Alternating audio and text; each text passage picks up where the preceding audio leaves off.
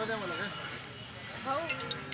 मी काय म्हणते त्यांनी जेव्हा मारून असं चाललं होतं ना रस्त्याने त्यांनी ही तसं सर्वांना धमकी दिली म्हणजे हे जर तुम्ही सांगाल म्हणजे कोणाला तुम्हाला ही तसंच कांड करून म्हणजे तुमच्याला घरी येऊन तुमच्या घरात घुसून तुम्हाला मारून एका ज्यांना मारण्यावाल्यांनी आणि एकाला म्हणजे सांगायचं नाही म्हणजे की इथं काय झालं सांगितलं आम्ही पुन्हा येऊ म्हणजे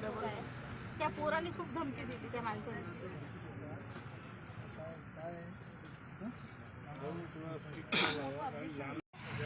विलासराव अशोक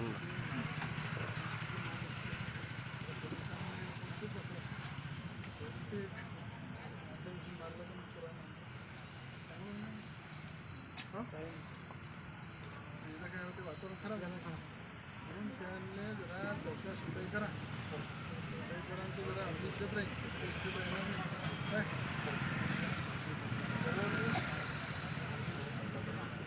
बरोबर आहे ते सुटही करा जरा एवढ्या जोरात तरी चाकू मारणं नापासच्या लोकांना मारलं म्हणून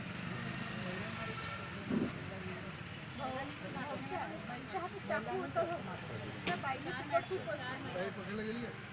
मागे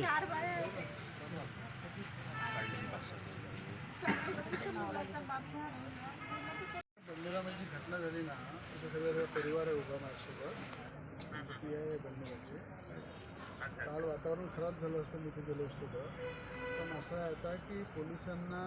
आपल्याला कडक निर्देश द्यावा लागेल की घरामध्ये येऊन चाकू मारणे आणि चाकू मारून परत त्या घराच्या लोकांना धमकी देणे की कोणी जर बयान दिलं तुम्हाला आम्ही सुटल्यानंतर मारू हे तर खूप मोठी दादागिरी झाली ना तर त्या लोकांना जे पकडलं आता पोलिसांनी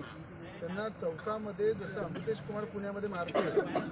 त्या पद्धतीनं एखादी ॲक्शन आपण घेतली पाहिजे बा काय नाही तर काय हे सगळे असं गुंडागर्दी चालन धंदे चालन मोठ्या प्रमाणात या ठिकाणी वातावरण खराब होईल तर थोडंसं स्ट्रिक्ट वातावरण तयार करून त्यांना फिरवा जिथं त्यांना मारलं त्या जागेवर आणा त्या जागेवरून लोकांनी पाहायला पाहिजे की पोलीस त्यांना मारत आहे धुलाई करत आहे आणि त्याच्यावर ॲक्शन घेत आहे नाही तर काय इथं पूर्ण वातावरण दहशतीचं आहे आता आम्ही कायदा सुव्यवस्था पालन करतो तुम्हाला तो कायदा सुव्यवस्था दाखवा लागेल समोरून काय तेवढं कडक मला 2 दिवसात ॲक्शन घेऊन दाखवा ठीक आहे हे तुला या मुलांनी तर 2.5 वर्ष झाली ती लाईन सोडली रेल्वेमध्ये जायचं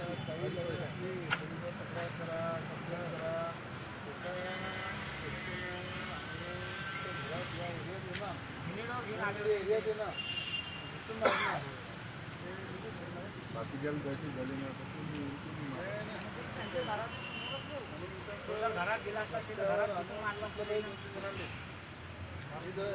कधी राहा तुम्ही विश्वास करायचे